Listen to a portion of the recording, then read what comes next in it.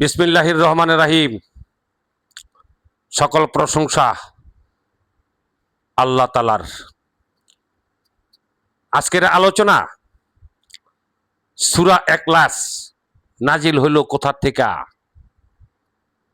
আল্লাহু আকবার।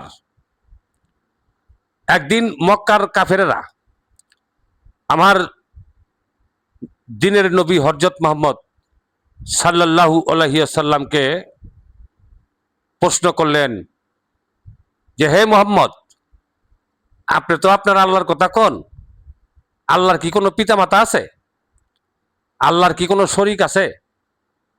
আচ্ছা, আল্লাহ কোথা থেকে জন্মগ্রহণ করেছে? আল্লাহর কি কোনো আত্মীয় স্বজন আছে? সেই আল্লাহকে কাফেরেরা বলতেছে আমার নবীরে। আমার রাসূল তো আল্লাহর হুকুম ছাড়া কথা বলে না।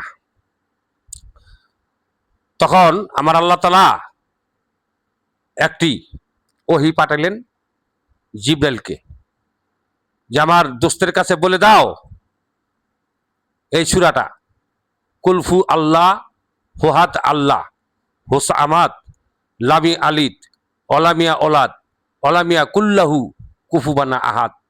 অর্থ, আল্লাহ হলো লা শরীকা লাহ, আল্লাহর কোনো শরীক নাই, আল্লাহর কোনো পিতামাতা নাই, আল্লাহ কারো হাতে জন্ম নেন নাই, কাউকে জন্ম দেন নাই, আল্লাহ হলো নিরাকার। এই প্রশ্ন কাফেরদের কাছে বললেন আমার দিনের নবী।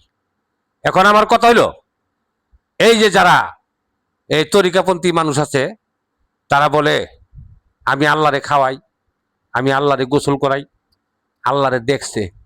আরে মুসা নবী তো আল্লাহরে দেখে নাই।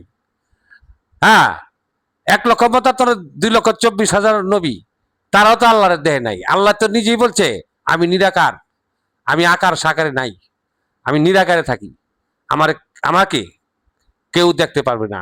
মুসা নবী আল্লাহরে দেখতে যায় তো তুর পাহাড় জ্বললা সুরম হয়ে গেছে গা, মুসা নবী বেহুশ হয়েছে। আর কবুতর পাহাড় তুর পাহাড় জ্বললা সুরমা হইল, এই যে সুরমা আপনারা ব্যবহার করেন।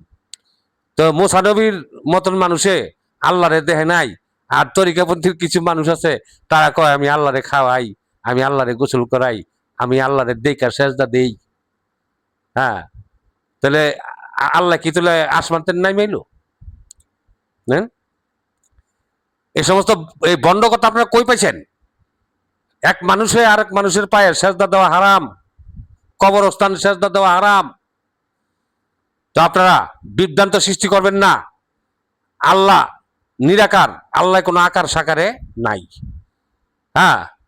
আপনারা পীর ধরেন ভালো কথা, কিন্তু যারা নেই এই হক্কানি পীর, যারা খাঁটি পীর, তারা কোনো এই সমস্ত কথা নিয়ে বেড়ায় না। এই বলে আমি আলোচনা শেষ করলাম। আসসালামু আলাইকুম ওয়া রাহমাতুল্লাহি ওয়া বারাকাতুহু।